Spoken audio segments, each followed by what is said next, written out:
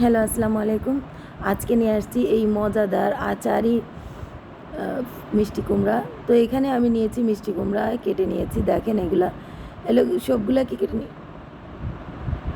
কেটে নিয়েছি দেখেন। তারপরে এখানে নিয়েছি আমি মরিচ, তারপরে এখানে নিয়েছি একটা দারচিনি, এলাচি, জিরা, আর হলো মেথি, আর হলো কালিজিরা, আর একটু সরিষা। তো এইগুলাকে আমি একটু ভেজে নেব। আমি আমি এগুলাকে ভেজে নিয়েছি দেখেন। এগুলো যখন একটু মুচমুচা হবে, হালকা ভাজতে হবে, হালকা আঁচে। পুড়ে গেলে কিন্তু তিতা লাগবে। তারপরে এইগুলাকে আমি এখন বেটে নিয়েছি দেখেন। আমি এটাকে ব্লেন্ডারে গুঁড়া করে নিয়েছি। তো এখানে আমি নিয়েছি পেঁয়াজ, তারপরে তেজপাতা দিয়ে আমি একটু হালকা ভেজে নেব পেঁয়াজটা একটু হালকা লাল হলেই আমি এখানে দিয়ে দিব আদা, রসুন, লাল মরিচ বাটা। তারপরে এখানে দিয়ে দিব ধনে গুঁড়া আর হলো হলুদ গুঁড়া। তো আমি এখানে এইগুলাকে ভালো করে টেলে নেওয়ার পর ভালো করে এটা তেল আসা পর্যন্ত এটাকে আমি ভালো করে ভেজে নেব। তারপরে আমি এখানে দিয়ে দিব আগেকার যে মশলাটা ছিল, আচারের মশলা, ওটা দিয়ে দিব। তারপর যেহেতু আচারই মিষ্টি কুমড়া, তো আমি সরষের তেল তো অবশ্যই লাগে, তো আমি এখানে একটু সরষের তেলও দিয়ে দিয়েছি। তো দেখেন আমার এটা, তারপরে এখানে লবণ দিয়ে দিলাম, তারপরে এখানে দিয়ে দিলাম আম।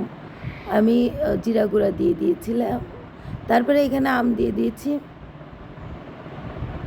আমটাকে একটু ভালো করে আমি নেড়ে নিয়েছি। তারপরে এখানে আপনি কাঁচা আম দিবেন, এটা কিন্তু কাঁচা আম একটু হালকা লাল হয়ে গিয়েছে। তারপরে এখানে আমি মিষ্টি কুমড়াগুলো দিয়ে দিব। তা এটা খেতে অনেক টেস্টি, এবং আপনি এটা খেলে আপনি মিষ্টি কুমড়ার প্রেমে পড়ে যাবেন। তো এটাকে আমি ভালো করে নেড়ে নিব, ভালো করে নেড়ে ভালো করে এটাকে কষিয়ে নেব অনেকক্ষণ। তো এটা কষিয়ে নেওয়ার পর এখানে দেখেন আমি ভালো করে মিষ্টি কুমড়ার সাথে যে মশলাগুলি এটা লেগে গেছে। তারপরে এখানে দেবো হালকা গরম পানি, আমি দিয়ে দিলাম।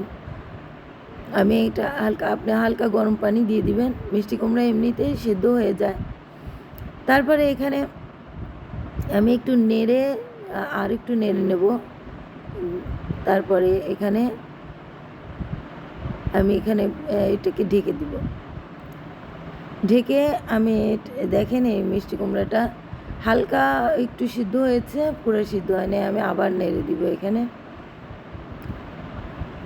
এখানে নাড়তে নাড়তে আপনি দেখবেন সিদ্ধ হয়ে গিয়েছে। আমি আবার একটু ঢেকে দিলাম। তো দেখেন এখানে সিদ্ধ হয়ে গিয়েছে, আর মিষ্টি কুমড়ার প্রত্যেকটা এই যে কিউবের সাথে আমার যে মশলাটা ওটা লেগে আছে দেখেন।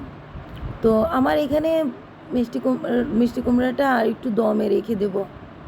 এই যে দেখেন, যখন মিষ্টি কুমড়াটা তেল ছেড়ে দিবে তখনই মনে করবেন যে আপনার মিষ্টি কুমড়া হয়ে গিয়েছে, এবং এটার ফ্লেভার পুরো রান্নাঘরে ছড়িয়ে গিয়েছে। ওই যে আগে যে ভাজা মশলাটা দিয়েছি ওইটার কারণে আপনি ওই ভাজা মশলাটা দিয়ে দেখবেন।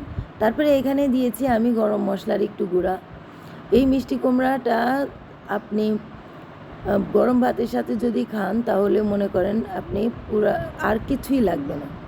আপনি একদিন ট্রাই করে দেখেন, যাদের মিষ্টি কুমড়া পছন্দ না তারাও দেখবেন যে এটা খাবে, এবং এটা পরোটার সাথেও খেতে পারেন আপনি। তারপর এটা ভাতের সাথে, গরম ভাতের সাথে এবং পোলাওয়ের সাথেও খেতে পারেন। তো আমার হয়ে গিয়েছে। তো কেমন লাগলো আমার এই রেসিপি? আমি আদা কুচি আর কাঁচামরিচ কুচি দিয়ে দিয়েছি। কেমন লাগলো রেসিপি? প্লিজ লাইক দিবেন, শেয়ার দিবেন এবং পাশে থাকবেন। সবাই ভালো থাকবেন। আল্লাহ হাফিজ।